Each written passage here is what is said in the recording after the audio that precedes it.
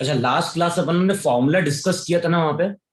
और क्या डिस्कस किया था कि जो भी विस्कस फोर्स होता है उसको हमने लिखा था minus eta A into dv by D y. सबने फॉर्मूला देखा कि नहीं देखा? Yes sir. तो वहां पे देखा था, मैंने डायग्राम भी ड्रॉ किया था, नहीं ड्रॉ किया था कि अगर ये ग्राउंड है और ग्राउंड के ऊपर लिक्विड क्या कर रही है, मूव कर रही है, और लिक्विड अगर विस्कस है तो मैंने वहां पे इस तरह से, देखो इस तरह से वेलोसिटी प्रोफाइल बोली थी देखने के लिए वहां पे। इस तरह से एरो दिखे थे नहीं दिखे थे तुम्हें डायग्राम में? Yes sir. और ये क्या बताता है? ये बताता है कि जो भी लेयर है, हर लेयर की वेलोसिटी वहां पे लीनियरली क्या हो रही है, डिक्रीज कर रही है। देखो यही था कि नहीं था वहां पे? Yes sir. चलो कुछ क्वेश्चन और लिखो, फिर अपन आगे बढ़ते हैं इस टॉपिक पे। देखो पहला क्वेश्चन लिखो वहां पे, two large fixed parallel planes,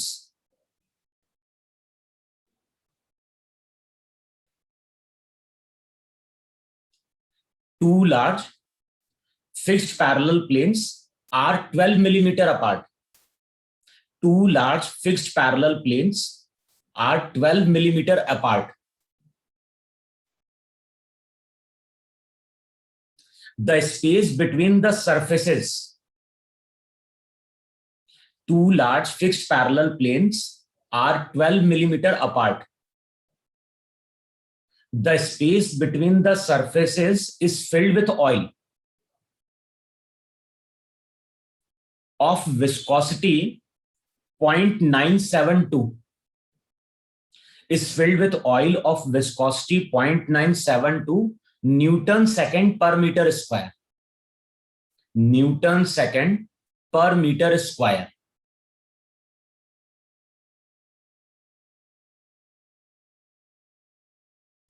A flat thin plate, a flat thin plate,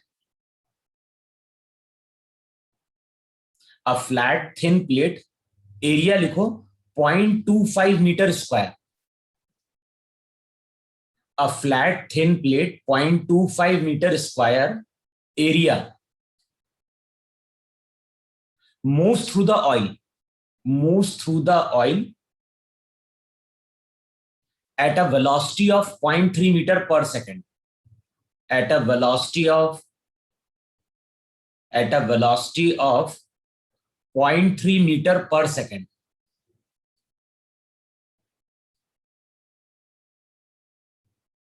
Calculate the drag force. Calculate the drag force. और दो केस हैं. फर्स्ट केस में लिखो वहां पे, when the plate is equidistant from both the planes. When the plate is equidistant from both the planes. और second part में लिखो वहां पे, when the thin plate is at a distance 4 millimeter from one of the plane surfaces.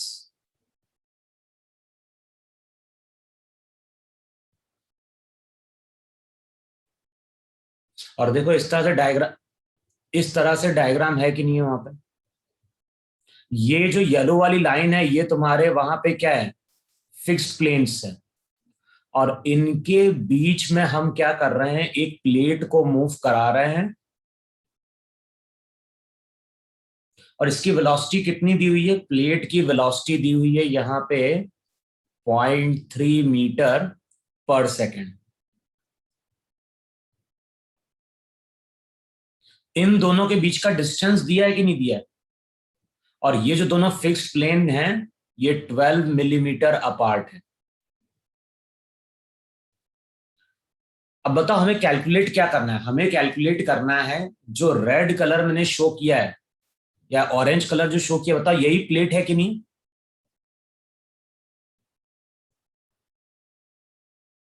अच्छा, plate की thickness दी है कि नहीं दी है, ये बताओ मुझे जरा।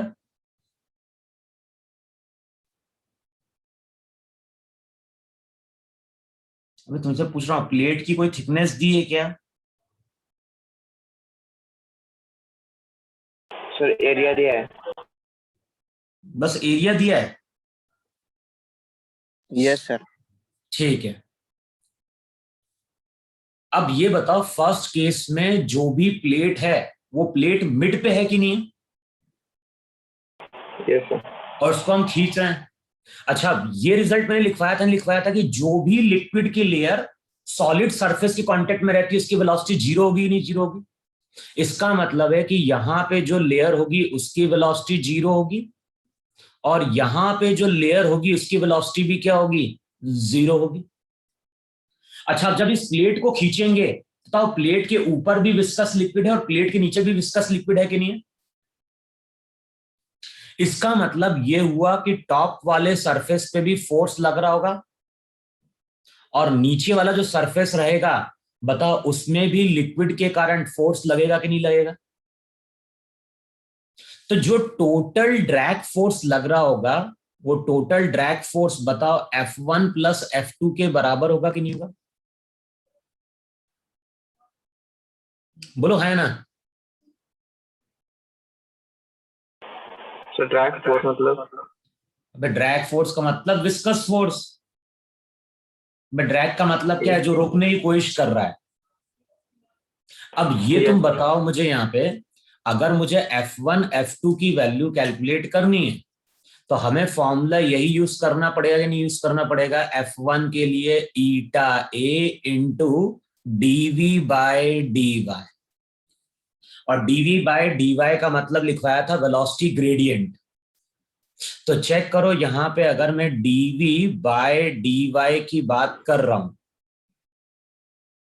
बताओ ये जो ऊपर वाली लेयर है उसकी वेलोसिटी कितनी, 0.3 मीटर पर सेकेंड, नीचे वाले की जीरो। और डी वाई कितना हो जाएगा, डी वाई यहाँ पे 6 मिलीमीटर है। तो एक बार यूनिट को चेंज कर लेना एसआई में। बताओ ये डीवी बाय डी वाई है कि नहीं?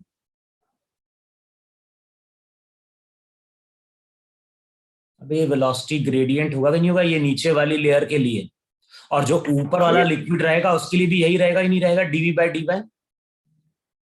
Yes sir. इसका मतलब ये हुआ कि नहीं हुआ कि F1 और F2 लगने वाले फोर्स यहाँ पे क्या है, सेम है। अब सबकी वैल्यू पुट कर दो। ईटा एसआई सिस्टम में दिया है कि नहीं दिया? और चेक करो ईटा की वैल्यू कितनी बोल रहा है। ईटा की वैल्यू बोल रहा है वहां पे 0.972 Newton second per metre square. बताओ ये ईटा है कि नहीं है वहां पे? और एरिया तुम्हें दिया हुआ है, प्लेट का एरिया कितना दिया है, प्लेट का एरिया दिया है तुम्हें 0.25 मीटर स्क्वायर वहां पे। तो कुछ नहीं, केवल कैलकुलेशन करना है वहां पे। लास्ट क्लास में लिखवाया था कि एरिया कौन सा लेते हैं।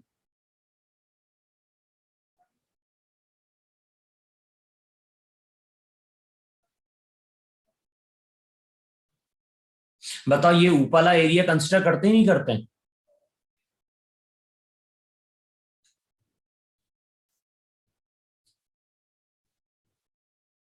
सबकी वैल्यू पुट करो और चेक करो फोर्स कितना आ रहा है न्यूटन में।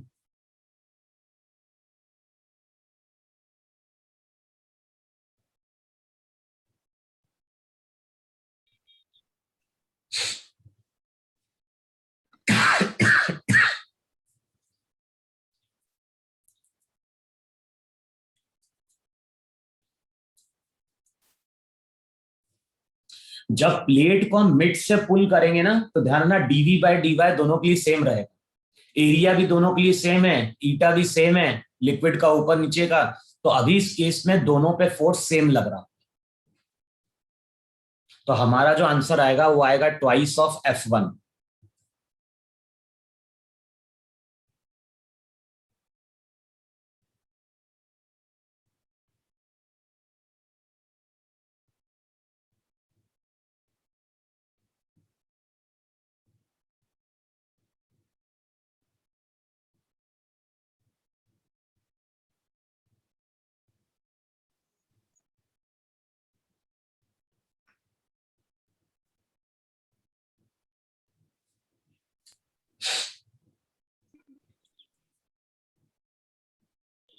सर 0.04 पे आ। गलत कैलकुलेट कर रहे हो। अरे मैं बोल रहा हूँ dy मिलीमीटर में है, कन्वर्ट करना उसको मीटर में।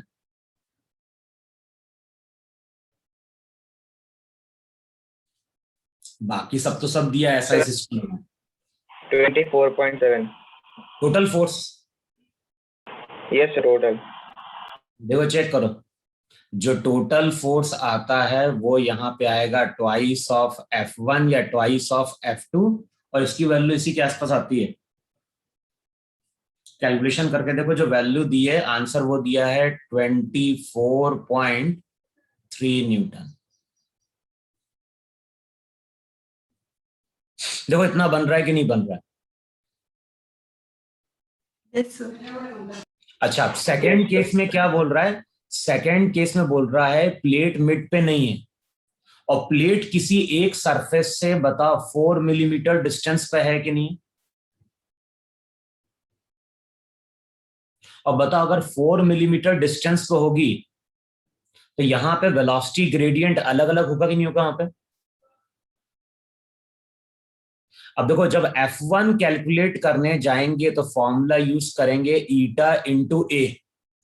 अब ध्यान है, जो वेलोसिटी ग्रेडियंट रहेगा dv बाई dy, बताओ यहां पे वेलोसिटी 0.3, ऊपर वेलोसिटी 0, लिखता हूं ये अगर 4 है और थिकनेस को अगर हम नेग्लेक्ट कर रहे हैं तो ये डिस्टेंस 8 है कि नहीं?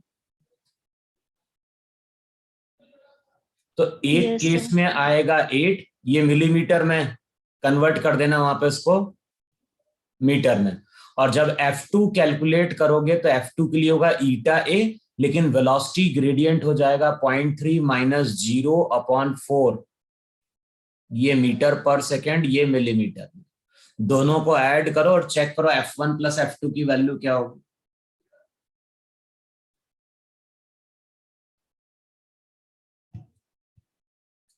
और देखो चेक करो, इस केस में जो आंसर आता है वो आता है 27.33 न्यूटन।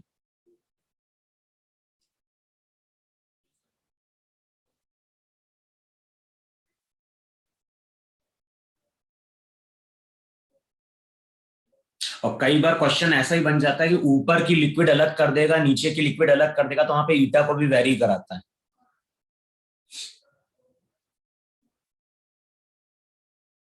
तो अब इस केस में चेक करो F की वैल्यू। अब यहां पे दोनों अलग अलग है,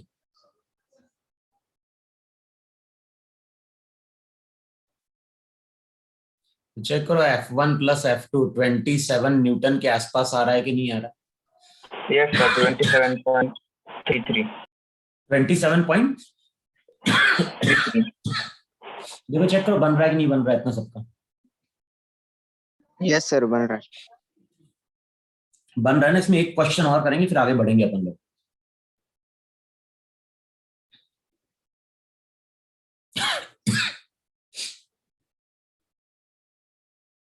हो गया ना? Yes. देखो नेक्स्ट क्वेश्चन लिखो वहां पे, अ मेटल प्लेट, लिखो वहां पे अ मेटल प्लेट, और मेटल प्लेट का डायमेंशन दिया हुआ है, और डायमेंशन दिया है 1.25 मीटर इंटू 1.25 मीटर इंटू, यानी लेंथ और ब्रेड तो सेम है, और थिकनेस है 6 मिलीमीटर। तो क्वेश्चन में लिखूं वहां पे a metal plate 1.25 into 1.25 into 6 millimetre thick and weighing 90 Newton, and weighing 90 Newton. तो जो भी प्लेट है, प्लेट का वेट गिवन है, और वेट कितना दिया है, and weighing 90 Newton, is placed midway, is placed midway in the 24 millimeter gap, is placed midway in the 24 millimeter gap between the two vertical plane surfaces as shown in figure, as shown in figure। तो एक surface ऐसा है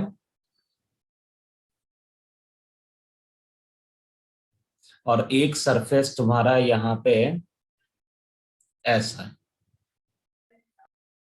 ये हो गया नीचे ground.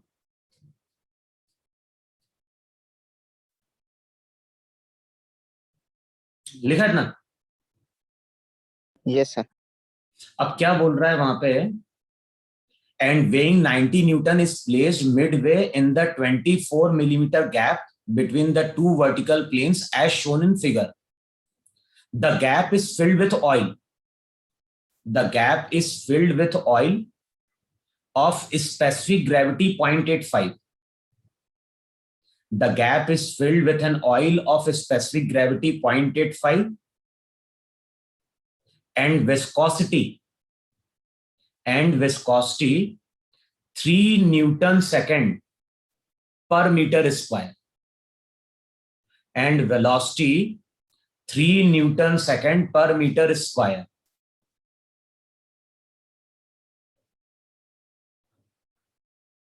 Determine the force required. Determine the force required to lift the plate. Determine the force required to lift the plate with a constant velocity of 1.5 meter per second.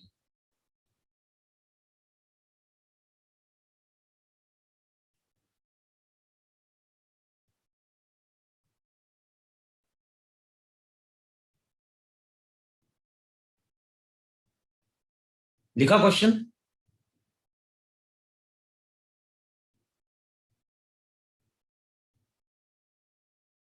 बताओ diagram ऐसा होगा कि नहीं होगा वहां पे? इस लास्ट डायरेक्शन स्टेटमेंट में अब हम प्लेट को क्या कर रहे हैं, मूव करा रहे हैं, और प्लेट की वेलोसिटी दी हुई है। कितनी दी हुई प्लेट की वेलोसिटी?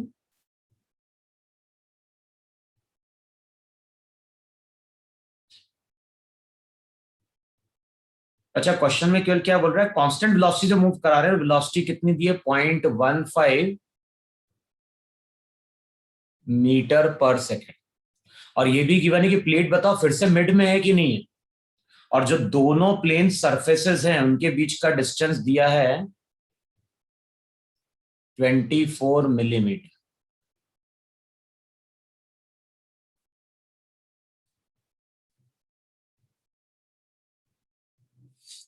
अच्छा बताओ यहाँ पे प्लेट की थिकनेस गिवन है कि नहीं गिवन है?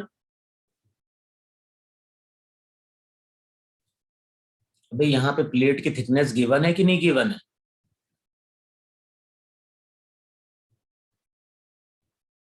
यस सर बताओ प्लेट की थिकनेस अगर 6 है तो 24 माइनस 6 कितना हो गया, 18 हो गया कि नहीं हो गया?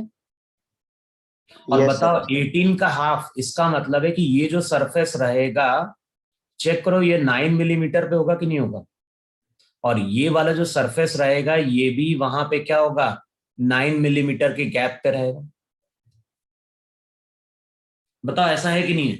इससे पहले जो हमने क्वेश्चन सॉल्व किया था हमारे प्लेट की कोई थिकनेस नहीं थी, तो वहां पे हमने टोटल 6 डिवाइड कर दिया था। यहाँ पे प्लेट की थिकनेस है तो डिस्टेंस जो रहेगा प्लेन सरफेस से जहां पे लिक्विड कांटेक्ट में है वहां से 9 mm है कि नहीं?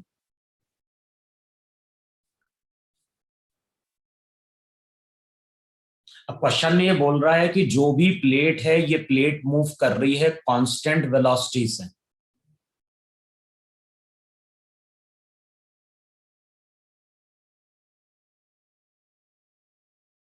तो प्लेट अगर कांस्टेंट वेलोसिटी से मूव कर रही है तो हमें कैलकुलेट क्या करना है, हमें कैलकुलेट करना है वहां पे एक्सटर्नल फोर्स।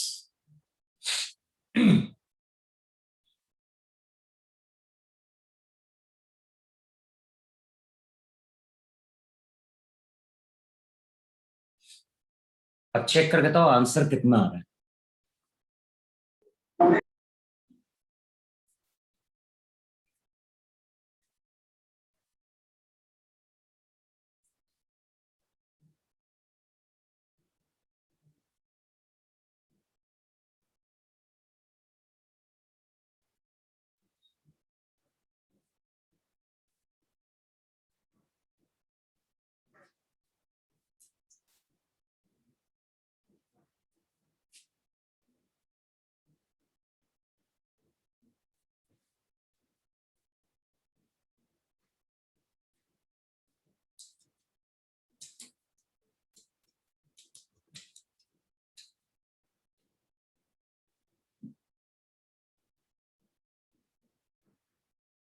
अच्छा पहले ये बताओ मुझे, प्लेट के ऊपर फोर्सेस कौन कौन से लगेंगे ये बताओ मुझे। एक तो हो गया एफ एक्सटर्नल, यस बोलो और कौन सा होगा दूसरा, इसका वेट होगा वेट कि नहीं होगा। यस सर अब वेट ध्यान है डायग्राम हॉरिजॉन्टल प्लेन में नहीं है, डायग्राम वर्टिकली है, तो वेट। अच्छा दोनों सरफेस पे विस्कस फोर्स आएगा कि नहीं आएगा। अब बताओ ये विस्कस फोर्स दोनों सरफेस पे सेम होगा कि नहीं सेम होगा, क्योंकि एफ का यस मतलब क्या था, एफ का मैग्नीट्यूड था eta A into dv by D Y.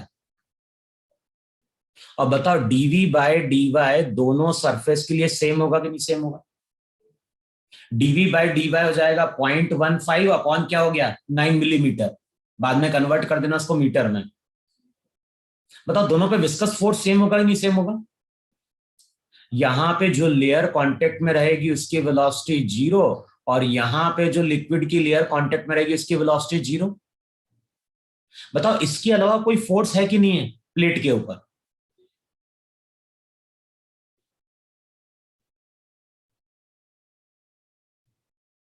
अबे तुम लोगों को तो पूछ रहा हूं, इसके अलावा कोई फोर्स लग रहा है क्या प्लेट के ऊपर।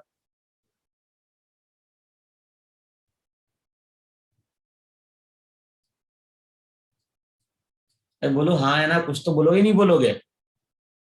नो सर अरे बॉयंसी फोर्स नहीं लगेगा गधे, जो बॉडी है वो लिक्विड के अंदर है कि नहीं है, और बॉयंसी फोर्स भी वाई एक्सिस के अलाउंग लगे नहीं लगेगा। तो यहां पे साथ में हम शो करेंगे एफ बी।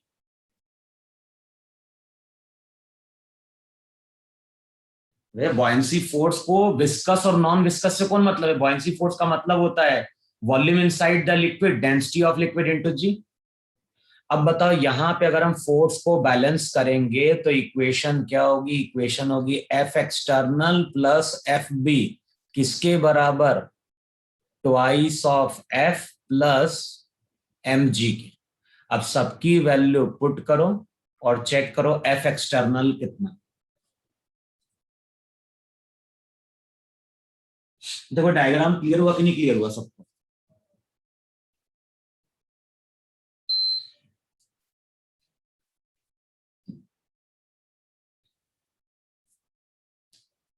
अच्छा अब कैलकुलेशन कर लोगे ना सब लोग। कैलकुलेशन करके चेक करना, जो टोटल आंसर आएगा वो आएगा 168.08 न्यूटन।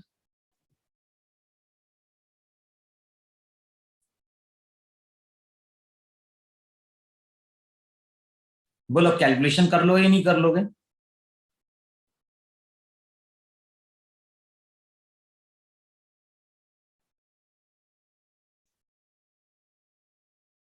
अबे कर सकते हो नहीं कर सकते हो।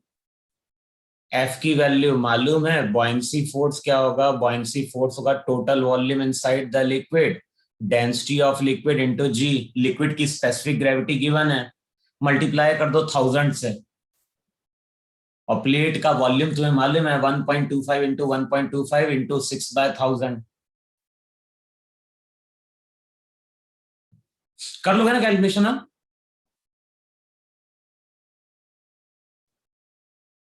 Yes sir.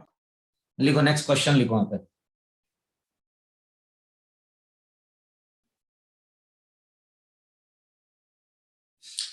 लिखो क्या बोल रहा है।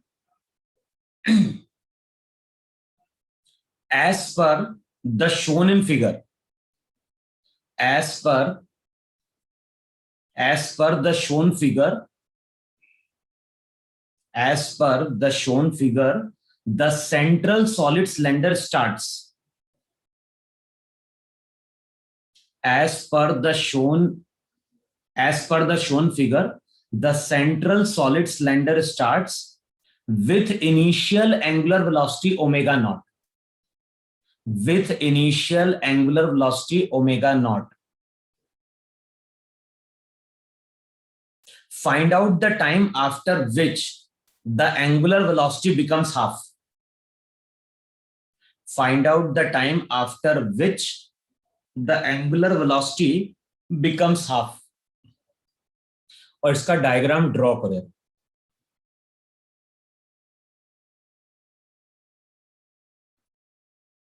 इस तरह से यहां पे शो कर रहा है एक सॉलिड सिलेंडर।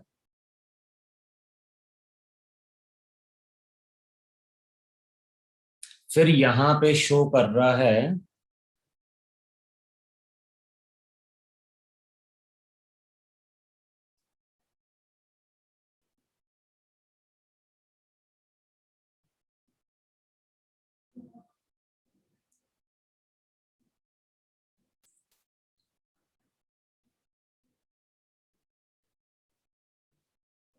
इस तरह से डायग्राम दिया है।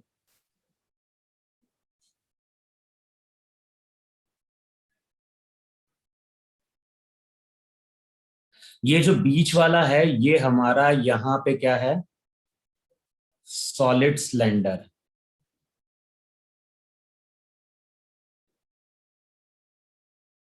अच्छा, अब इसका रेडियस दिया हुआ है यहां पे, ये सेंटर है,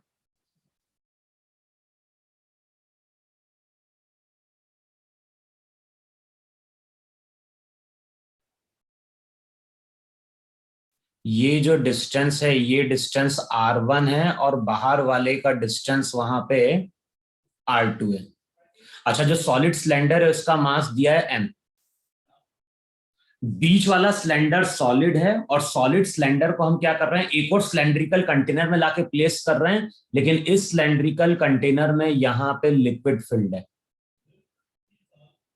और ये जो लिक्विड है ये लिक्विड यहां पे क्या है, विस्कस है।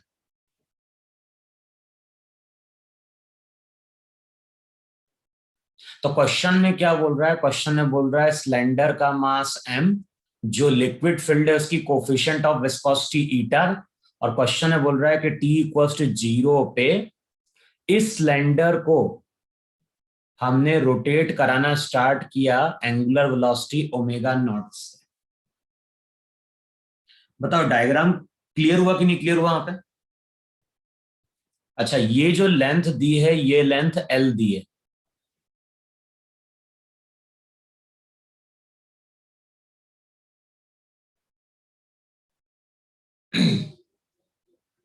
ये जो पूरा पोर्शन आ रहा है ये पूरा यहां पे लिक्विड है, विस्कस।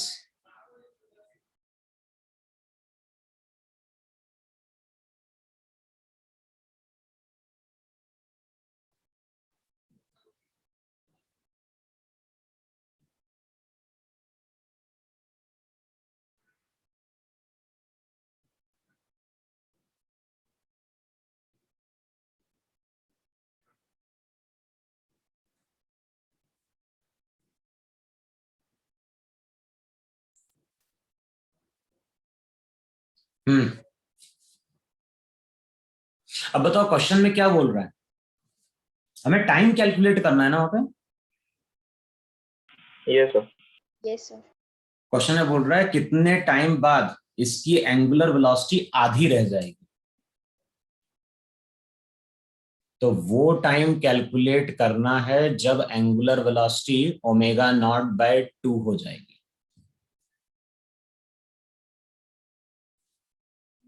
अब इमेजिन करो कि जो ऑब्जर्वर है, ऑब्जर्वर कहाँ है, ऑब्जर्वर ऊपर है और ऑब्जर्वर ऊपर से देख रहा है डायग्राम को। जरा बताओ, कोई ऑब्जर्वर अगर ऊपर से देखेगा तो उसको इस तरह से दिखाई देगा कि नहीं दिखाई देगा? ये दिखाई देगा कंटेनर का और ये सॉलिड का।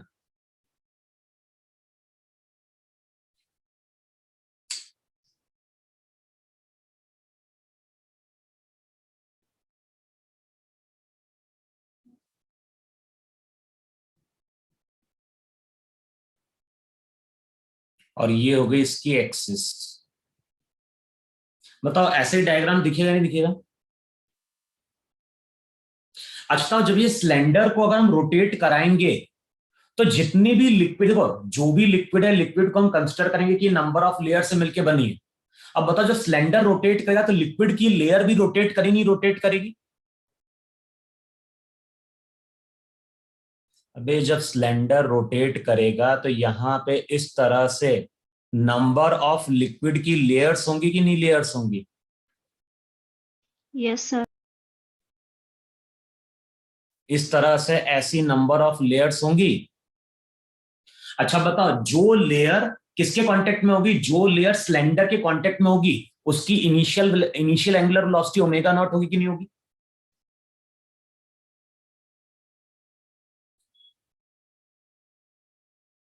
अरे होगी नहीं होगी? अब ये मान लो किसी टी टाइम पे डिस्कनेक्ट तो नहीं हुआ नेट? अब बताओ, किसी किसी टी टाइम पे मैंने मान लिया एंगुलर वेलोसिटी ओमेगा है। किसी टी टाइम पे हम ये मान रहे हैं इसकी एंगुलर वेलोसिटी वहां पे ओमेगा है। अब बताओ, किसी टी टाइम पे अगर एंगुलर वेलोसिटी ओमेगा है इस सिलेंडर की, तो बताओ फोर्सेस कौन से लग रहे होंगे यहां पे, ये बताओ मुझे। अच्छा था, ये जो लेयर रहेगी इसकी लीनियर वेलोसिटी क्या होगी? इसकी लीनियर वेलोसिटी जीरो Zero. होगी कि नहीं जीरो होगी? अरे हाँ ना? Yes, sir. Yes, sir. अच्छा, यहां पे अगर हम कोई पॉइंट कंसिडर करें, बताओ उसकी लीनियर वेलोसिटी क्या होगी? उसकी एंगुलर वेलोसिटी सिलेंडर की एंगुलर वेलोसिटी के बराबर होगी कि नहीं होगी? Yes, sir. Yes, sir. लेकिन अगर हम लीनियर वेलोसिटी की बात करें तो इस डायरेक्शन में होगी, और वो लीनियर वेलोसिटी होगी v equals to R omega. Yes, sir. R का मतलब बताओ, R1 होगा कि नहीं होगा? Yes, sir. अच्छा बताओ, जो दो लिक्विड की लेयर है, बताओ उनके बीच में वेलोसिटी ग्रेडियंट कितना हो? अगर हम वेलोसिटी ग्रेडियंट की बात करें डीवी बाय डी वाई की, तो डीवी बाय डी वाई इन दोनों पॉइंट के बीच में बताओ यही होगा कि नहीं होगा? R1 R1 omega omega minus zero upon upon R2 R2 minus R2 minus minus R1। देखो चेक करो वहां पे इतना है कि Yes. नहीं? Yes. अच्छा, अब ये जो वेलोसिटी ग्रेडियंट रहेगा, देखो जरा फिर से डायग्राम देखो जरा, ध्यान है, ये वेलोसिटी ग्रेडियंट मैंने एक पॉइंट का कंसिडर किया है। बताओ ये पूरी लेंथ पे वेलोसिटी ग्रेडियंट इतना ही होगा कि नहीं होगा? इस पूरी लेंथ की बात कर रहा हूं। Yes, sir. इस पूरी लेंथ की अगर हम बात करें तो वेलोसिटी ग्रेडियंट इतना बनेगा कि नहीं बनेगा? यानी उस लेयर को अगर हम ऊपर से देखेंगे तो ऊपर से पॉइंट दिख रहा है कि नहीं दिख रहा है लेयर का? हाँ है Yes, ना? sir. इस पॉइंट पे अगर देखोगे तो वेलोसिटी इधर टेंजेंट के अलोंग होगी, इस पॉइंट पे वेलोसिटी इस तरह टेंजेंट के अलोंग होगी, इस पॉइंट पे वेलोसिटी इस तरह टेंजेंट के अलोंग होगी। तो अगर मैंने कोई भी अगर लेंथ के अलोंग कोई लेयर कंसिडर करिए, एक स्मॉल एलिमेंट कंसिडर किया है, तो उस पर वेलोसिटी ग्रेडियंट इतना बन रहा है कि नहीं बन रहा है?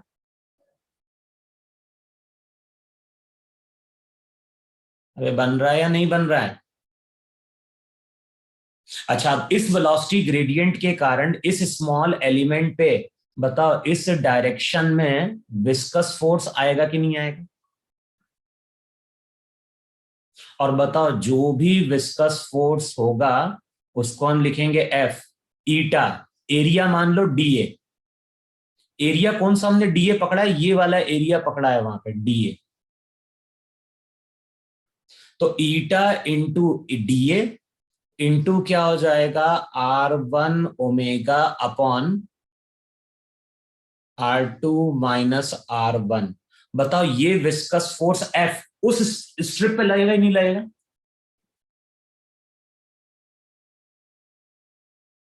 अभी ये स्ट्रिप हमने लेंथ के अलोंग कंसिडर करी है, तो अगर इस तरह से एक स्ट्रिप की लेंथ होगी तो इस पूरी स्ट्रिप पे बताओ इतना फोर्स लगेगा या नहीं लगेगा?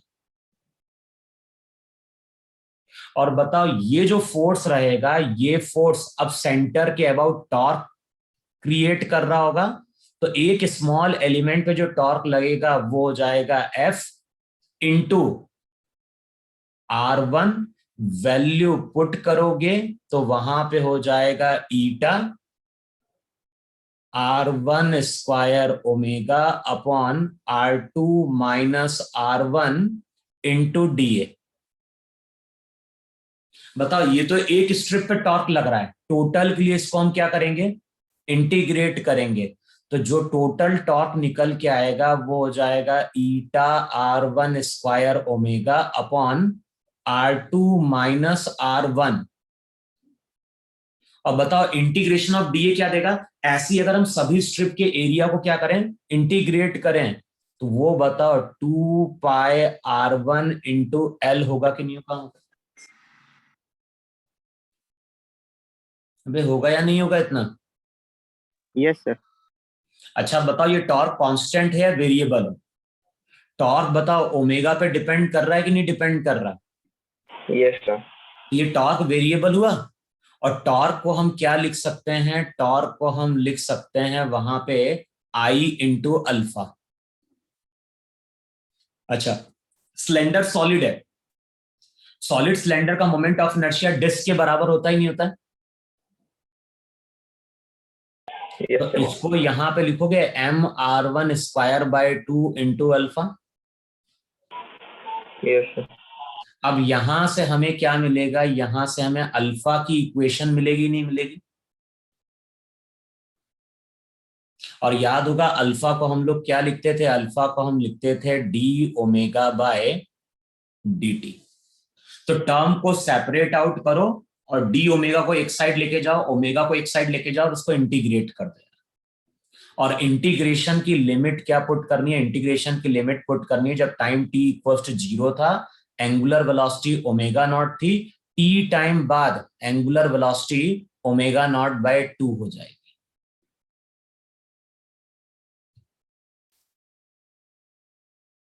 तो पुट करो वैल्यू जरा।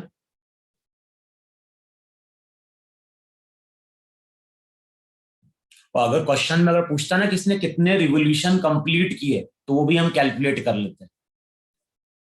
फिर वहां पे अल्फा को हम क्या लिख देते हैं, वहां पे D theta D theta D theta multiply करते हैं, फिर होता है ओमेगा इंटू क्या हो जाता है वहां पे, D omega by D theta.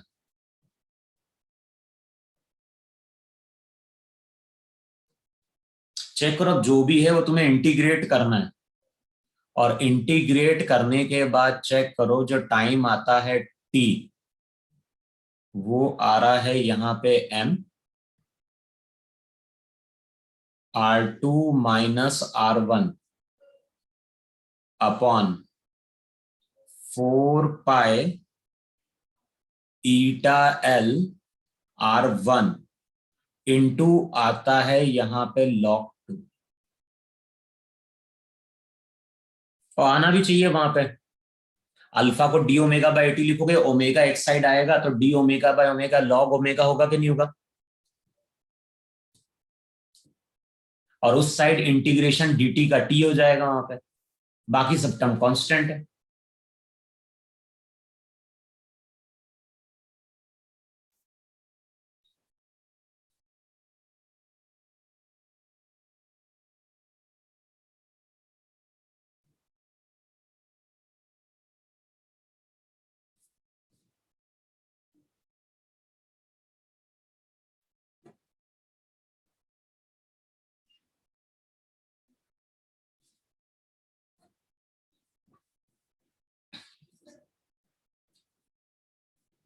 अबे सब टर्म को एक साइड लेके जाओ, अल्फा को लिखो d omega by t, omega आ के गया नीचे आएगा, dt उधर चला जाएगा। आ गया सर। आ गया ही नहीं आ गया इतना। Yes sir. अच्छा, और सबने सब थ्योरी में पढ़ लिया ना, similarity between viscous force and friction. और दोनों में सिमिलरिटी क्या होती है, दोनों में डिफरेंस क्या होता है। तो जो क्वेश्चन बनते हैं विस्कस फोर्स के, वो इस तरह से बनते हैं, या तो रोटेशन का बनेगा या फिर क्या होगा, प्लेट को या ब्लॉक को मूव कराने का बनता है। इसके अलावा और कोई वेरिएशन पॉसिबल नहीं होता है। और कोई जगह नहीं क्वेश्चन आता है, अगर तुम 4-5 साल के पेपर उठाओगे तो हार्डली एक बार आया होगा, कई बार आता ही नहीं इस टॉपिक से, है ना। तो ये जो टॉपिक होते हैं ना अपने, विस्कोसिटी हो गया, सरफेस टेंशन हो गया, प्रॉपर्टीज ऑफ सॉलिड हो गया, इससे आने के चांसेस कई बार बहुत ही कम होते हैं। कई बार तुम देखोगे ऐसा होगा कि 2-2, 3-3 साल से पूछा ही नहीं गया इस टॉपिक पे।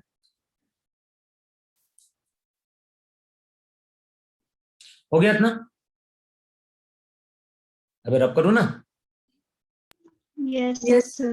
चलो, यानी इतना टाइम नहीं देना है तुम लोगों को, बस थ्योरी पढ़ लो इसकी और इससे रिलेटेड कुछ क्वेश्चन वहां पे देख लेना। अच्छा, मैं एक टॉपिक है, वैसे कुछ आता नहीं है इससे, जेई एडवांस जेई मेंस में नहीं है, लेकिन तब भी देखना वहां पे एक फॉर्मूला आता है रेनॉल्ड्स नंबर का। देखोगे जहां टॉपिक दिया होगा वहां पे एक रेनॉल्ड्स नंबर दिया होगा और एक पॉइजनस इक्वेशन भी दी होगी। वो सिलेबस में नहीं है, ना तो जेई मेंस में है ना जेई एडवांस में, लेकिन तब भी वो फॉर्मूले देख लेना तुम लोग।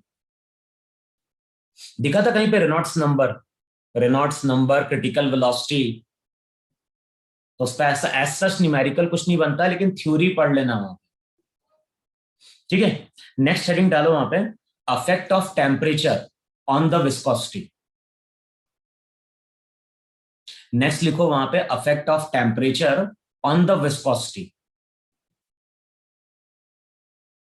और लिखो वहां पे, the viscosity of liquid decreases, the viscosity of liquid decreases with increase in temperature.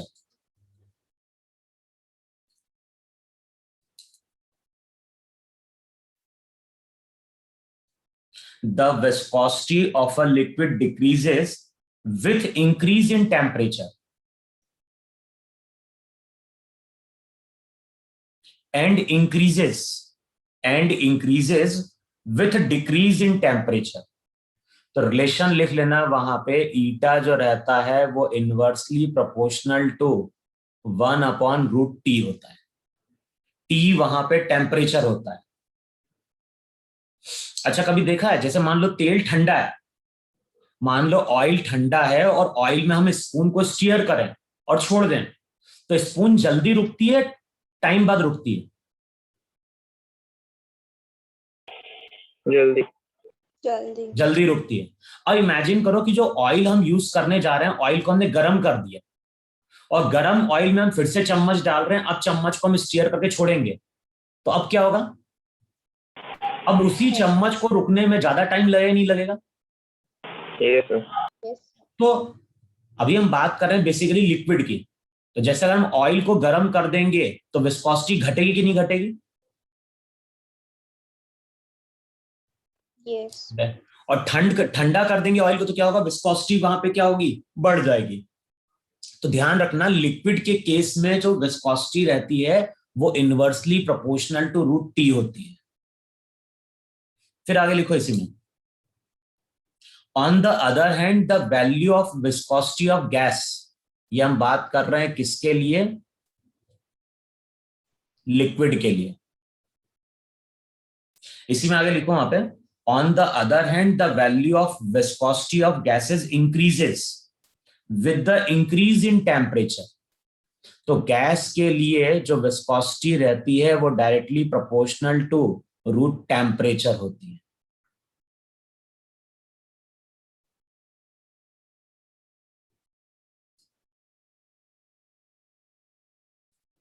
अच्छा, जैसे गैस में हम किसी चीज को मूव कराएं, रोटेट कराएं, तो उस केस में गैस के पार्टिकल टकराएंगे ही नहीं टकराएंगे उससे? हाँ सर। और टकराएंगे तो वहां पे क्या बनेगा? विस्कस फोर्स बन रहा होगा। और यहाँ पे जो विस्कोसिटी रहती है वो डायरेक्टली प्रोपोर्शनल टू टेम्परेचर होती है, क्योंकि टेम्परेचर बढ़ेगा तो मॉलिक्यूल की स्पीड भी वहां पे क्या होती है? इंक्रीज कर जाती है। तो गैस के केस में वहां पे उल्टा होता है, बस ये थ्योरी है और ये थ्योरी तुम्हें वहां पे क्या करना है? याद रखनी है। अब नेक्स्ट जो है वो आता है वहां पे स्टोक्स लॉ। तो नेक्स्ट हेडिंग डालो वहां पे, स्टोक्स लॉ। और इससे जेई मेंस से पूछा जाता है, एक फॉर्मूला है और कुछ नहीं है वहां पे। तो देखो यहां पे हम क्या शो कर रहे हैं, यहां पे हम शो कर रहे हैं विस्कस लिक्विड।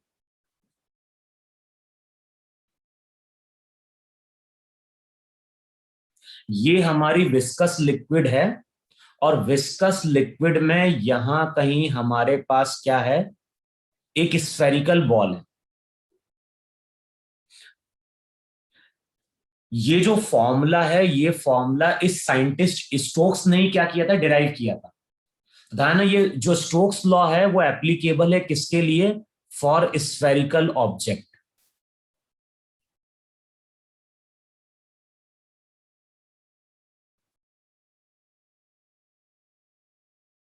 अच्छा, जिस लिक्विड की हम बात कर रहे हैं वो लिक्विड विस्कस है। मान लो, इमेजिन करो ऑयल भरा हुआ है रिजर्वायर में, और ऑयल के ऊपर हम बॉल को क्या कर रहे हैं, धीरे धीरे ड्रॉप कर रहे हैं। अच्छा, जिस ऑब्जेक्ट को हमने ड्रॉप किया है वो बॉल है। ये तो मान लो ऑयल है, ऑयल में तो हम किसी तरह का ऑब्जेक्ट ड्रॉप कर सकते हैं, ड्रॉप कर सकते हैं, कोन को भी ड्रॉप कर सकते हैं, डिस्क को भी ड्रॉप कर सकते हैं, मेटल प्लेट को भी क्या कर सकते हैं, ड्रॉप कर सकते हैं। लेकिन मैंने बोला कि जो स्टोक्स लॉ है वो डिफाइन किया गया है ओनली फॉर स्फेरिकल ऑब्जेक्ट। तो एक स्फेरिकल बॉल है जिसको हम वहां पे लिक्विड में लाके छोड़ रहे हैं। लिक्विड की विस्कोसिटी दी हुई है ईटा, बॉल का मास m, और ये भी गिवन है कि बॉल की डेंसिटी लिक्विड की डेंसिटी से ज्यादा है। बताओ, बॉल की डेंसिटी अगर लिक्विड की डेंसिटी से ज्यादा है तो बॉल की टेंडेंसी वहां पे फ्लोट करने की होगी कि नहीं होगी, सॉरी, बॉडी की टेंडेंसी सिंक करने की होगी या नहीं होगी। Yes sir. तो जैसे ही हम बॉल को छोड़ेंगे तो बॉल की टेंडेंसी सिंक करने की है, तो कुछ टाइम बाद बॉल यहां कहीं आ जाएगी। अब स्टोक्स ने क्या प्रूफ किया था, स्टोक्स ने प्रूफ किया था, डिफरेंट डिफरेंट एक्सपेरिमेंट परफॉर्म किए थे उसने स्फेरिकल ऑब्जेक्ट से, और उसने बाद में ये प्रूफ किया कि जब इस बॉल को हम ड्रॉप करते हैं विस्कस लिक्विड में, तो इस बॉल के ऊपर विस्कस फोर्स लगता है। उसने ये एक्सपेरिमेंटली फाइंड आउट किया था कि अगर किसी स्फेरिकल ऑब्जेक्ट को हम विस्कस लिक्विड में ड्रॉप करेंगे तो उसके ऊपर विस्कस फोर्स बनेगा, जिसका फॉर्मूला होता है 6 पाई ईटा आर वी। ईटा वहां पे कोफिशिएंट ऑफ विस्कोसिटी है, आर वहां पे बॉल का रेडियस है, और वी वहां पे बॉल की वेलोसिटी। इसका मतलब है बॉल का साइज जितना बड़ा होगा विस्कस फोर्स उतना ही ज्यादा डेवलप होगा।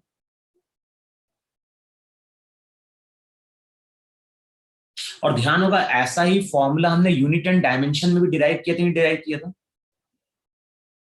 वहां पे बस ये होता है कि हमें कांस्टेंट के बारे में इंफॉर्मेशन नहीं मिलती है, लेकिन हम ये प्रूव कर सकते हैं कि viscous force eta R V पे डिपेंडेंट होता है। अच्छा, अब बताओ, जो भी विस्कस फोर्स है वो यहां पे वेलोसिटी पे भी डिपेंडेंट है कि नहीं डिपेंडेंट है। अबे हाँ या ना। हाँ सर।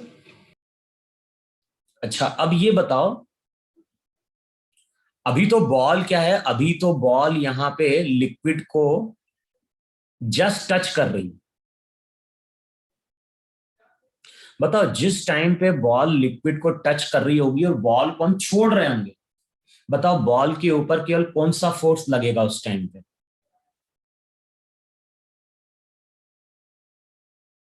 बताओ, mg के अलावा कोई फोर्स है क्या बॉल के ऊपर।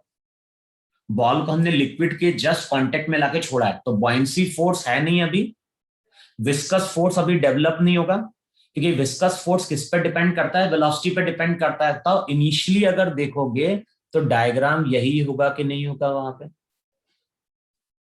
तो t इक्वल टू 0 पे देखोगे तो बॉल पे केवल mg फोर्स लग रहा है। बताओ, बॉल पे अगर mg फोर्स लग रहा है तो बॉल पे रिजल्टेंट फोर्स नीचे की ओर है कि नहीं है। अच्छा, कुछ टाइम बाद अगर देखोगे, जैसे बॉल लिक्विड के अंदर आ गई, यहां पे t की वैल्यू 0 है, यहां पे हम t टाइम की बात कर रहे हैं। अब t टाइम बाद अगर तुम बॉल को देखोगे, बोलो, अगर t टाइम बाद अगर हम बॉल को देखेंगे तो बताओ बॉल पे हम कौन सा फोर्स शो करेंगे। एक तो हम बॉल पे शो करेंगे mg। अच्छा, दूसरा हम शो करेंगे बॉल पे बॉयंसी फोर्स। अच्छा, mg और fb में से कौन सा फोर्स ज्यादा होगा। mg mg ज्यादा होगा या नहीं होगा? अच्छा, जैसे ही हम बॉल को छोड़ेंगे बॉल की वेलोसिटी बढ़ना स्टार्ट होगी, और बॉल के पास अगर वेलोसिटी है तो ध्यान ना, जिस डायरेक्शन में बॉडी मूव करती है उसके ऑपोजिट वहां पे डेवलप होता है विस्कस फोर्स। चाहो तो इसको एफ वी से डिनोट कर दो। बताओ किसी टाइम पे बॉल अगर लिक्विड के अंदर आ गई तो बॉल के ऊपर बताओ यही तीन फोर्स लग रहे हैं, नहीं लग रहे हैं? एफ बी लग रहा है, एफ वी लग रहा है और एम जी लग रहा है। बताओ इतना है कि नहीं? अच्छा, Yes, sir. Initially viscous force कैसा होगा, कम होगा या ज्यादा होगा? अबे वेलोसिटी तो धीरे धीरे बढ़ेगी ना, हाँ, तो इनिशियली विस्कस फोर्स कम होगा, बॉयंसी फोर्स भी कम होगा। तो बताओ कौन सा फोर्स अभी ज्यादा होगा? mg mg force F B plus F V से ज्यादा होगा या नहीं ज्यादा होगा? तो अभी भी तुम देखोगे तो रिजल्टेंट फोर्स चेक करो नीचे की ओर होगा या नहीं होगा। तो अभी अगर तुम रिजल्टेंट फोर्स की बात करोगे तो रिजल्टेंट फोर्स तुम क्या लिखोगे? रिजल्टेंट फोर्स लिखोगे mg minus F B minus F V. बताओ यही रिजल्टेंट फोर्स लिखोगे नहीं लिखोगे? mg minus F B minus F V. अब जो भी रिजल्टेंट फोर्स आएगा m into G, buoyancy force को क्या लिखोगे? वॉल्यूम इनसाइड द लिक्विड, वो तो टोटल वॉल्यूम है। तो volume inside the liquid, density of liquid into g. अब बताओ विस्कस फोर्स को क्या लिखोगे? विस्कस फोर्स को लिखोगे 6 पाई ईटा आर, और ध्यान है यहां पे v वेलोसिटी है। वो जो पहले v लिखा है वॉल्यूम है कि नहीं? हाँ सर। अच्छा, अब ये बताओ मुझे, जब हमने बॉल को छोड़ा तो बॉल पे रिजल्टेंट फोर्स तो नीचे लग रहा है, ये बताओ ये रिजल्टेंट फोर्स टाइम के साथ बढ़ेगा या घटेगा? कि टाइम के साथ अगर देखोगे तो ये टर्म कांस्टेंट रहेगी, ये टर्म भी कांस्टेंट रहेगी, तो ना तो mg चेंज होगा ना ही वहां पे बॉयंसी फोर्स चेंज होगा। बताओ टाइम के साथ वेलोसिटी बढ़ेगी या नहीं बढ़ेगी? वेलोसिटी क्यों बढ़ेगी? क्योंकि रिजल्टेंट फोर्स हमेशा कहां एक्ट कर रहा है? नीचे की ओर एक्ट कर रहा है।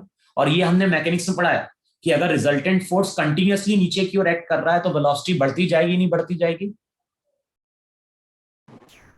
Yes, sir.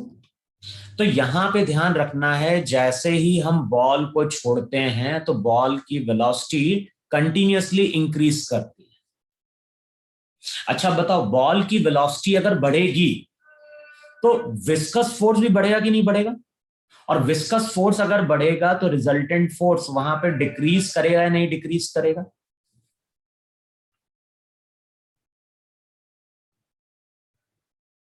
अबे है कि नहीं है? एफ बी कॉन्स्टेंट है, एम जी कॉन्स्टेंट है, लेकिन विस्कस फोर्स वेलोसिटी के साथ बढ़ रहा है। विस्कस फोर्स बढ़ेगा तो रिजल्टेंट फोर्स घटेगा या नहीं घटेगा? और रिजल्टेंट फोर्स अगर कंटिन्यूअसली डिक्रीज कर रहा है तो एक टाइम ऐसा आता है जब रिजल्टेंट फोर्स जीरो हो जाता है।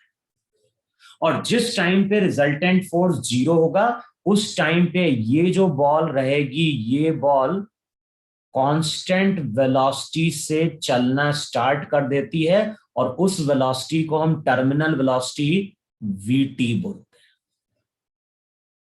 अब सबको एक साइड लेके जाओ, मास को क्या लिखोगे? मास को लिखो बॉडी की डेंसिटी इंटू वॉल्यूम, सबकी वैल्यू पुट करो, और यहां से अब टर्मिनल वेलोसिटी का फॉर्मूला निकाल लो। तो थ्योरी क्या निकल के आती है? जब भी विस्कस लिक्विड में हम किसी बॉल को छोड़ेंगे तो बॉल की वेलोसिटी पहले बढ़ती है, और एक टाइम आता है उसके बाद जब ये बॉल कांस्टेंट वेलोसिटी से चलना स्टार्ट कर देती है। और जब ये बॉडी कांस्टेंट वेलोसिटी चलना स्टार्ट करती है तो उस कांस्टेंट वेलोसिटी को हम टर्मिनल वेलोसिटी बोलते हैं। और इसके बाद रिजल्टेंट फोर्स जीरो है तो अब वेलोसिटी में कोई चेंज नहीं आ रहा है, वेलोसिटी में कोई चेंज नहीं आ रहा है, इसका मतलब क्या है? विस्कस फोर्स भी अब कांस्टेंट हो गया।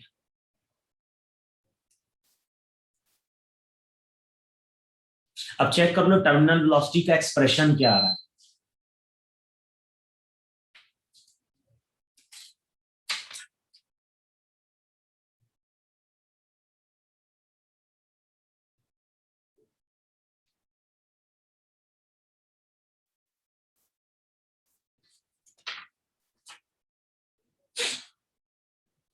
बोलो कितना रहा है टर्मिनल वेलोसिटी का रिलेशन, चेक करो 2/9। मास को लिख देना वहां पे डेंसिटी इनटू वॉल्यूम, वॉल्यूम की वैल्यू पुट करो वहां पे और चेक करो, रिजल्ट आएगा 2/9 आर स्क्वायर। देखो वहां पे rho b minus rho l upon eta into जी।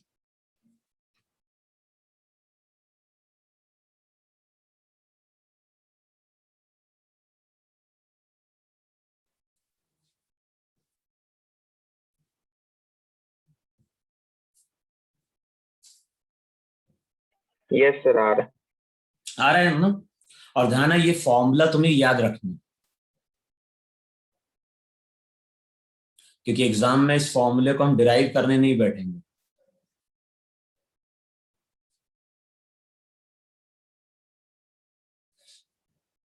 अच्छा, अगर रो भी कम हुआ तो क्या होगा? फ्लोट करेगा सर। नहीं नहीं नहीं, इसका उल्टा समझ लो। जैसे देखो, विस्कस लिक्विड है और विस्कस लिक्विड के नीचे एक प्लास्टिक की बॉल नीचे लेके आ जाओ बॉटम पे। अब बताओ प्लास्टिक की बॉल की डेंसिटी कम है कि नहीं? Yes sir. अब बताओ Yes, sir. जैसे ही प्लास्टिक की बॉल को छोड़ेंगे विस्कस लिक्विड के अंदर तो बॉल ऊपर जाएगी नहीं जाएगी? Yes sir. Yes sir. तो अगर देखो रो एल, अगर तुम्हारा रो एल ज्यादा हुआ रो बी कम हुआ ना, तो केवल जो वीटी रहेगा ना वो नेगेटिव आ जाएगा। और नेगेटिव का मतलब है कि अब वेलोसिटी कहां हो जाएगी? ऊपर की ओर हो जाएगी। अभी वेलोसिटी नीचे की ओर थी कि नहीं थी? अबे आया कि नहीं आया समझ में इतना?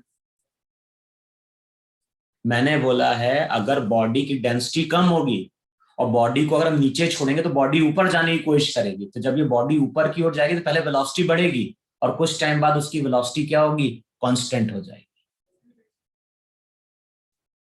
जैसे पानी के अंदर एयर बबल को छोड़ो, तो पानी के अंदर एयर बबल को छोड़ो तो एयर बबल ऊपर जाता है नीचे जाता है? ऊपर। ऊपर जाता है। लेकिन इसमें बहुत सारी चीजें आती हैं। सरफेस टेंशन की बात करें तो इसका साइज भी ग्रो करता है। अगर पानी के अंदर एक एयर बबल छोड़ोगे ना तो एयर बबल ऊपर की ओर जाएगा और देखो उसका साइज भी क्या होता है? ग्रो करता है। लेकिन ये केस कुछ इस तरह का बन सकता है वहां पर कि बॉडी ऊपर की ओर जा रही होगी और उसकी वेलोसिटी क्या हो जाएगी? कांस्टेंट हो जाएगी। इतना समझ में आया कि नहीं समझ में आया?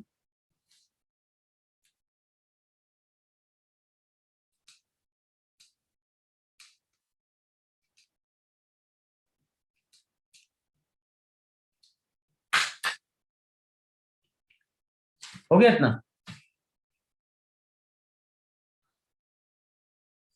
अबे इतना समझ में आया कि नहीं समझ में आया जो बोल रहा हूं? Yes, sir. चलो क्वेश्चन लिखो जरा इसमें।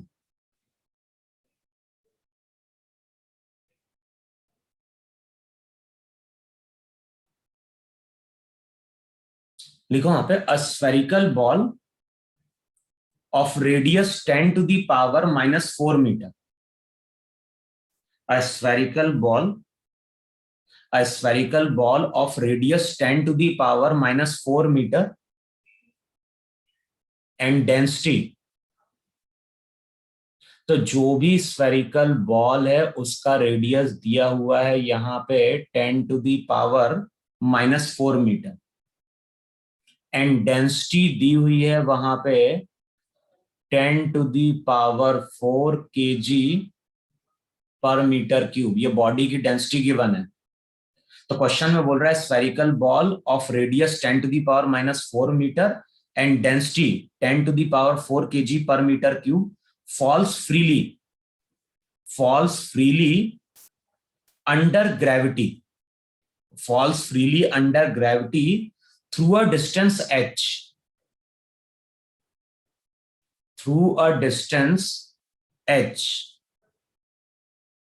before falling या before entering into a tank of water। before entering into a tank of water, तो ये टैंक है जिसमें पानी भरा पड़ा है और यहां पे कहीं एक स्फेरिकल ऑब्जेक्ट है और इस स्फेरिकल ऑब्जेक्ट को हमने h हाइट से क्या किया है, ड्रॉप किया। तो जो भी स्फेरिकल ऑब्जेक्ट है वो अंडर ग्रेविटी मूव करता है h, और कुछ टाइम बाद ये बॉल इस लिक्विड में क्या कर जाती है, एंटर कर जाती है। अच्छा, यहाँ पे वो वाटर को विस्कस मानते हुए चल रहा है, तो क्वेश्चन में क्या बोल रहा है वहां पे, a spherical ball of radius 10 to the power minus 4 meter and density 10 to the power 4 kg per meter cube falls freely under gravity through a distance h before entering into a tank of water. If after entering the tank the velocity of the ball does not change, if after entering the water the velocity of the ball does not change, find h.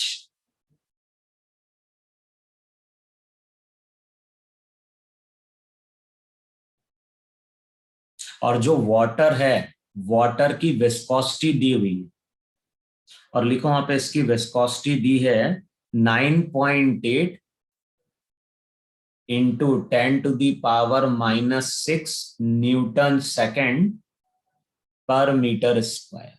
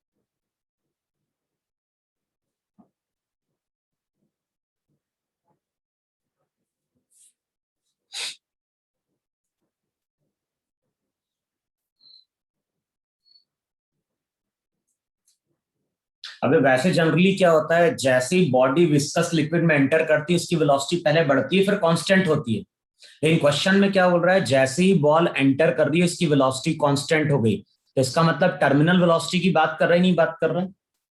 Yes sir. Terminal velocity का भी तुमने formula क्या लिखा, बोलो, 2/9 2/9 2/9 are square ji into क्या था, rho b minus rho l, rho b minus rho l upon eta into g. और बताओ ये जो विस्कस वेलोसिटी होगी, बताओ उसको हम किससे रिलेट कर सकते हैं, यहां से यहां तक अगर हम एनर्जी कंजर्व कराएं तो इनिशियली पोटेंशियल एनर्जी mgh थी, और जब ये बॉल पानी में एंटर करने जा रही है तो उसकी वेलोसिटी हाफ mv² है कि नहीं।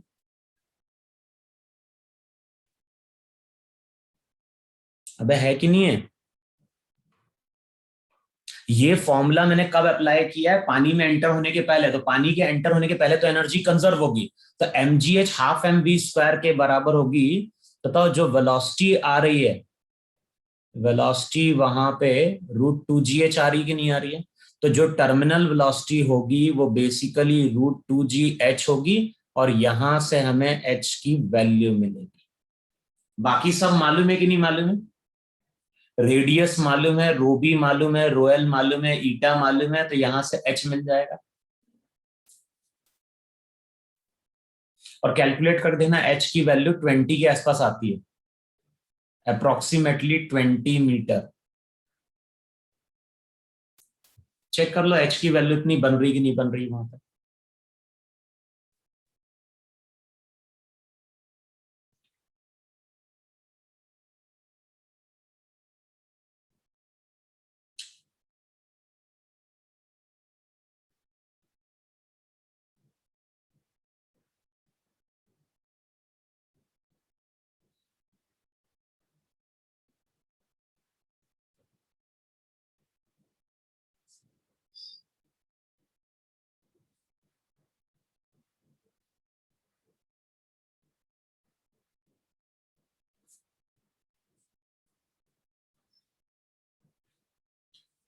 अबे आया कि नहीं आया इतना?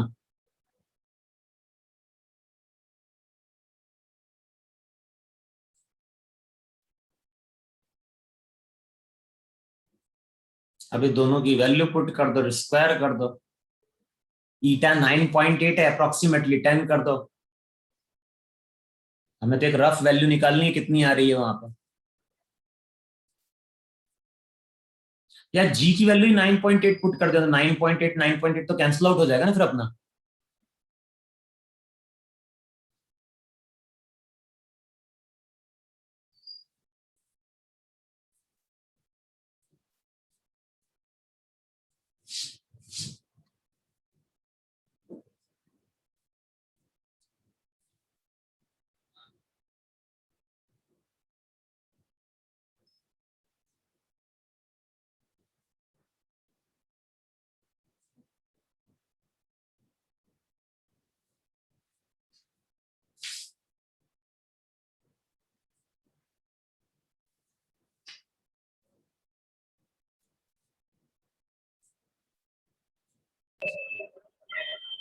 अबे सर आया कि नहीं है 20 इंटू हाइट?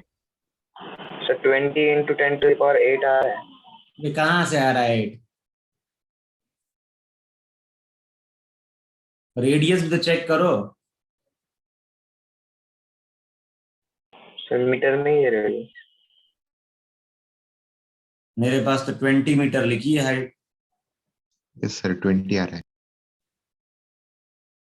चेक करो कैसे कैलकुलेट कर रहे हो तुम।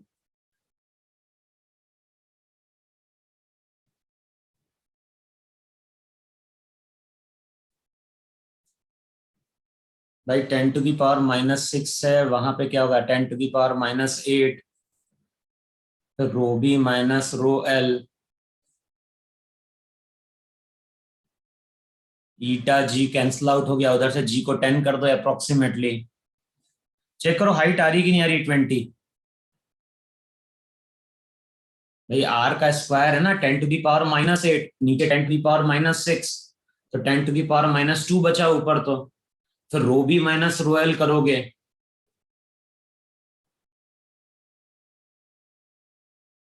देखो चेक करो आ रही हाइट। यस सर आ रही। लिखो नेक्स्ट क्वेश्चन लिखो। अच्छा ये चेता मुझे, मैंने क्या बोला, जब ये बॉल एंटर करने जा रही है तो उस टाइम तक तो एनर्जी कंजर्व होगी। बताओ उसके बाद एनर्जी कंजर्व होगी क्या? कौन सी एनर्जी की बात कर रहा हूं? मैकेनिकल एनर्जी की बात कर रहा हूं। टोटल एनर्जी तो हमेशा कंजर्व होती है, लेकिन नो उसके सर। बाद अगर देखोगे, बताओ कुछ टाइम बाद बॉल यहां नीचे पहुंच गई, बताओ बॉल की पोटेंशियल एनर्जी का लॉस हुआ कि नहीं हुआ? जब ये बॉल यहां पे नीचे आएगी तो यहां पे लॉस इन पोटेंशियल एनर्जी है कि नहीं? अब बताओ पोटेंशियल एनर्जी का लॉस हो रहा है, लेकिन काइनेटिक एनर्जी तो कांस्टेंट है कि नहीं है, कि उसके बाद तो वेलोसिटी में कोई चेंज आएगा नहीं। तो अब जो पोटेंशियल एनर्जी का लॉस है वो कहां जा रहा है? वो पोटेंशियल एनर्जी का लॉस इस फ्लूइड को मिल रहा होगा हीट के फॉर्म में। तो ध्यान रखना है, जब ये बॉल कांस्टेंट वेलोसिटी से अंदर चलना स्टार्ट करती है तो ये लिक्विड के टेम्परेचर को वहां पे क्या कराएगी? बढ़ाएगी। आया कि नहीं है समझ में? Yes sir. पोटेंशियल एनर्जी में लॉस हुआ है तो वो लॉस कहीं ना कहीं जाना चाहिए, तो वो एनर्जी का लॉस फ्लूइड को मिलता है और फ्लूइड का टेम्परेचर वहां पे क्या करता है? राइज करता है। लिखो नेक्स्ट क्वेश्चन लिखो वहां पे।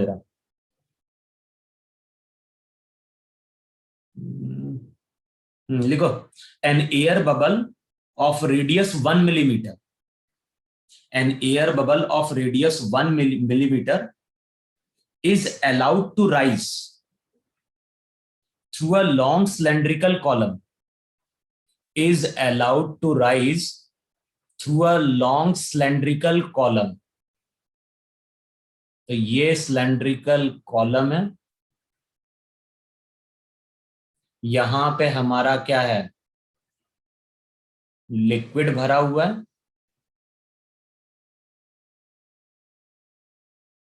और इस लिक्विड में हम क्या कर रहे हैं, एक बबल को छोड़ रहे हैं ऊपर की।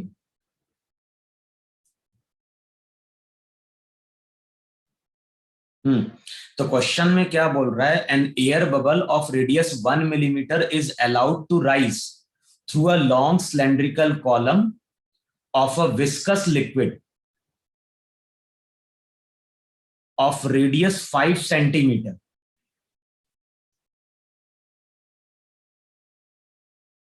and travels at a steady rate of 2.1 meter per second, and travels at a steady rate of 2.1 centimeter per second. If the density of liquid is if the density of liquid is 1.47 gram per cc, if the density of the liquid is 1.47 gram per cc, find its viscosity. Find its viscosity. और question में क्या given है, neglect the density of air, neglect the density of air. तो हमें air की density को वहां पे क्या करना है, नेग्लेक्ट करना।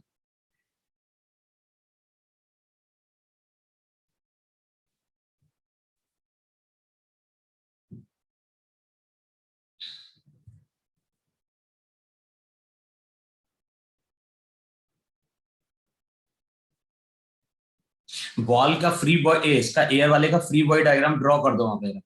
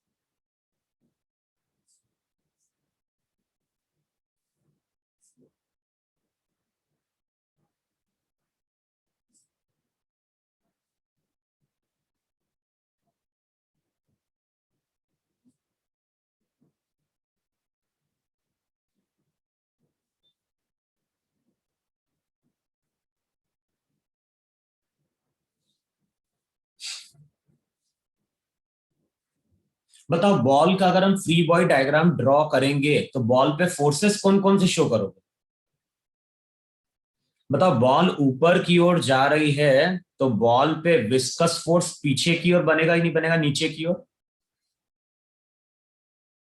साथ में बताओ, बॉल के ऊपर बॉयंसी फोर्स, या ये जो बबल है, बबल के ऊपर बॉयंसी फोर्स बनेगा कि नहीं बनेगा? लेकिन जब हम mg की बात करते हैं तो मास को हम क्या लिखते हैं, मास को हम लिखते हैं density into volume into g. और क्वेश्चन में क्या बोल रहा है, बॉडी की डेंसिटी को नेग्लेक्ट करना है। बॉडी की डेंसिटी को नेग्लेक्ट करना है, इसका मतलब वेट को नेग्लेक्ट करना है। अब बताओ, ये बॉल अगर कांस्टेंट वेलोसिटी से ऊपर जा रही है, इसका मतलब है कि बॉयंसी फोर्स विस्कस फोर्स के बराबर होना चाहिए। बॉयंसी फोर्स का मतलब हो गया volume inside the liquid into density of liquid into g. और विस्कस फोर्स कितना होगा, विस्कस फोर्स होगा 6 पाई ईटा आर वी। और यहां से हमें क्या मिल जाएगा, यहां से हमें मिल जाएगा ईटा की वैल्यू।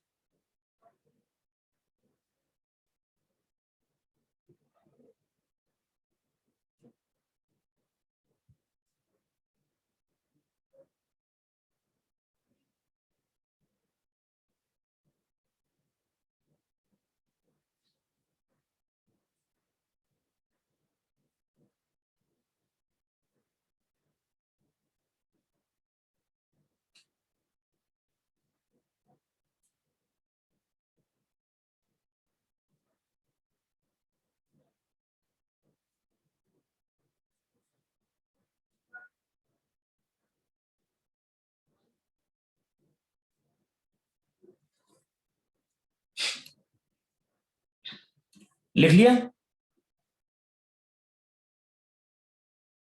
अबे आया कि नहीं है आंसर?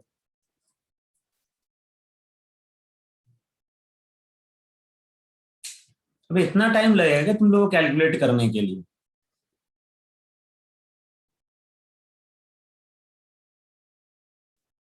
रेडियस दिया था क्या इसका? अबे तुम लोगों से पूछ रहा हूँ, रेडियस गिवन था कि नहीं था?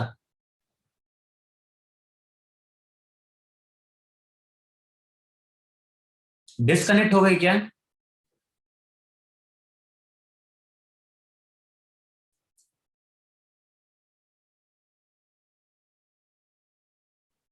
अब मैं तुम लोगों से पूछ रहा हूँ, कनेक्टेड हो कि डिस्कनेक्टेड हो?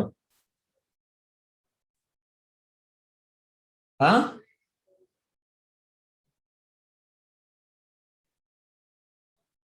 कनेक्टेड है सर। अबे तो बोलो ना मुंह से, इतना टाइम लगा रहे हो बोलने में तुम लोग। रेडियस गिवन है कि नहीं गिवन है बॉल का, ये पूछ रहा हूं मैं। Yes sir. कैलकुलेट कर लेना, उतना टाइम नहीं है मेरे पास। तुम लोग इतनी चीज कैलकुलेट करने में टाइम लगा रहे हो। और इसके अब ये टॉपिक खत्म हो गया, इसके एग्जाम्पल देख लेना। कुछ एप्लीकेशन दी होगी वहां पे लास्ट में टर्मिनल वेलोसिटी की, है ना? तो जहां पे स्टोक्स लॉ दिया होगा वहां पे उसकी कुछ एप्लीकेशन दी होगी टर्मिनल वेलोसिटी की। एक जो एग्जाम्पल दिया होगा टर्मिनल वेलोसिटी का, वो पैराशूट का देता है। जब सोल्जर लोग कूदते हैं, बताओ इनिशियली उनकी वेलोसिटी बढ़ती है घटती है?